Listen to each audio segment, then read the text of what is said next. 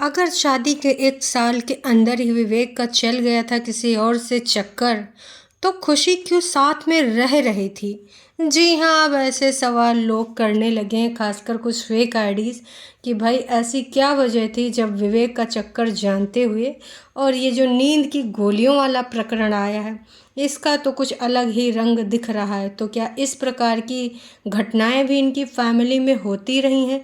लेकिन हम on camera देखते थे एक हैप्पी फैमिली, एक खुशी फैमिली और एक जॉइंट फैमिली जिनको कुछ लोग आदर्श मानते थे कि वाह, ये मेरी दिद्दू हैं, ये मेरे भैया हैं। न जाने क्या क्या। जैसे एक चैट वायरल हुई है ससुर जी के साथ खुशी की, इस प्रकार की बातें जो सामने आई हैं, ससुर जी ने भी बहुत ही कॉन्फिडेंस के साथ कहा कि भाई तू तो जानती थी, उसके बाद भी तू साथ में क्यों रह रही थी। तो भाई कुछ लोगों ने कुछ और सवाल भी उठाए हैं। इनका कहना है जानबूझ के राजा को खुशी से दूर रखा है, खुद के करीब रखा है।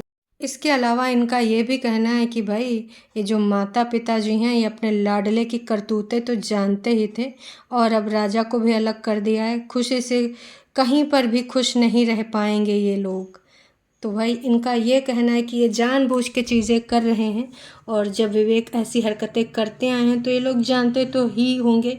और रही बात राजा की, तो सब लोग यही कह रहे हैं कि एटलीस्ट खुशी को राजा से मिलने देना चाहिए।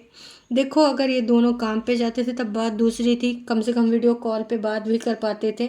लेकिन अभी तो ये मिन्नतें करती फिर रही है, एक एक चीज़ अपने बच्चे के बारे में जानने के लिए कॉल करती है। पापा, राजा ने ये खाया, राजा ने वो पिया, पापा प्लीज़ एक बार बात करा दीजिए। ये सब तो हमने देखा है और इसमें कोई फेक बात है नहीं। तो भाई साहब, अब खुशी अपने बच्चे के लिए जिस तरीके से तड़प रही है, खुशी के जो सपोर्टर्स हैं, वैसे तो देखो विवेक और खुशी को अभी भी तमाम ऐसे लोग हैं जो चाहते हैं कि ये दोनों एक हो जाएं। सोशल मीडिया पर खासकर इंस्टाग्राम पे इनके वीके फैम्स बहुत ही ज़्यादा प्रचलित थे और जब लखनीत कंट्रोवर्सी हुई थी तो वीके फैम ने क्या क्या कारनामे करे थे आप सबको पता ही है। तो भाई कुछ ऐसी चीज़ें ये लोग अभी भी उम्मीद कर रहे हैं कि प्लीज़ प्लीज़ भैया आप हमारे आइडल हो, प्लीज़ दिद्दू, प्लीज़ जिज्जू, प्लीज़ आप वापसी कर दो, इस प्रकार की चीज़ें ना करो, हम आपको एक साथ देखना चाहते हैं।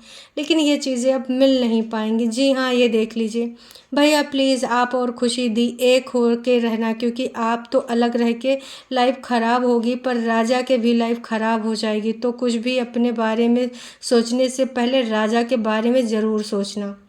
तो भाई सौ की सीधी बात नक्को बकवास, बिल्कुल सही ये कह रहे हैं। कई बार ये लगता है कि भाई हस्बैंड वाइफ के बीच में जो दूरियां हैं, जो भी मजबूरियां, जो भी गलतफहमी है, या फिर जो भी एक दूसरे से शिकवा शिकायतें हैं, या फिर जो एक दूसरे से जिसने भी चीटिंग करी है, क्योंकि देखिए कई तरह की बातें निकल के आ रही हैं। कभी कोई खुशी का चक्कर चलवा रहा है तो कई बार देखिए जो खुशी की चैट है उससे तो हमें पूरे तरीके से कंफर्मेशन मिली है कि शादीशुदा होते हुए भी जिसकी शादी में 1 साल भी ना हुआ हो, जैसा कि हम सबको पता है कि भाई ये लव मैरिज थी, तो 1 साल के अंदर कैसे किसी दूसरी लड़की के साथ चक्कर चल सकता है, वो भी लव मैरिज।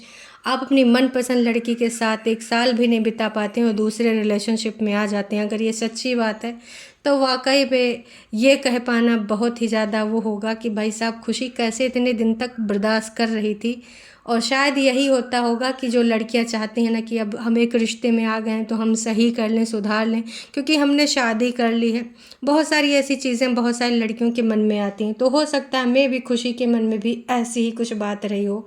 अब देखिए ये इनके फैम हैं, भाइयों भाभी please please please please come back, your V K fams missing you a lot. तो भाई वो एक फेक चीज़ें थी जो आप देख रहे थे इनका, कि भाई ये वीके फैंस तो इनको सही समझते थे कि हमारे भैया दीदी जो रील बनाती हैं उसमें प्यार मोहब्बत था। लेकिन यहाँ पर तो कुछ और कहानी निकली।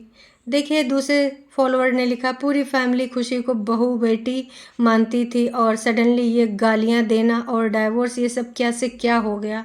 लोग बिलीव तक नहीं कर पा रहे हैं इस बात पर।